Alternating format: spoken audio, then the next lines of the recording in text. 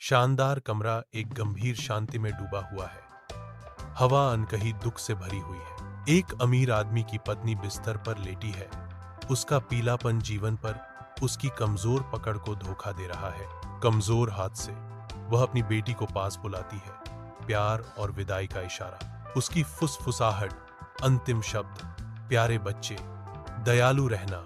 बेटी की आंखें आंसुओं से चमक रही हैं।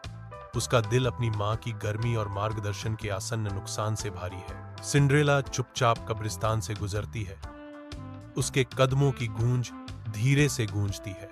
वह एक पुरानी कब्र के पत्थर के सामने रुकती है। उसके दिल में एक जानी पहचानी टीस। हर दिन वह अपनी मां के अंतिम विश्राम स्थल पर सांत्वना खोजती है। शांत कब्रिस्तान में वह अपनी मां के मार्गदर्शन पर विचार करने का एक क्षण पाती है। घर के अंदर पिता की खुशी कम समय तक रहती है, क्योंकि सौतेली मां की छाया उतरती है। सिंड्रेला की दुनिया सेवकाई में बदल जाती है, क्योंकि सौतेली मां और उसकी बेटियां अपना दबदबा कायम करती हैं। सौतेली मां की बेटियां तिरस्कार करती हैं। उनकी आवाजें घृणा से तीखी हैं। वह सभा में हमारे साथ नहीं बैठ सकती।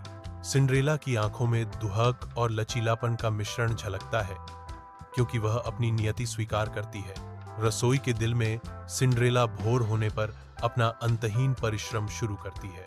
उसकी सौतेली बहनें नीचे उतरती हैं। उनकी हंसी रसोई में क्रूरता से गूंजती है।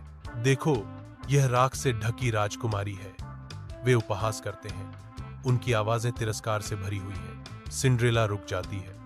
उसकी आत्मा क्षण भर के लिए उनकी ताने से धूमिल हो जाती है। बिना विचलित हुए वह अपना काम फिर से शुरू करती है। राख उसकी अटूट दृढ़ता का प्रमाण है।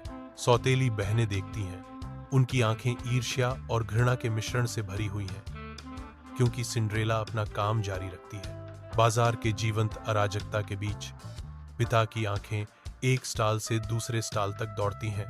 सही उपहारों की खोज उनके हर कदम को प्रेरित करती है।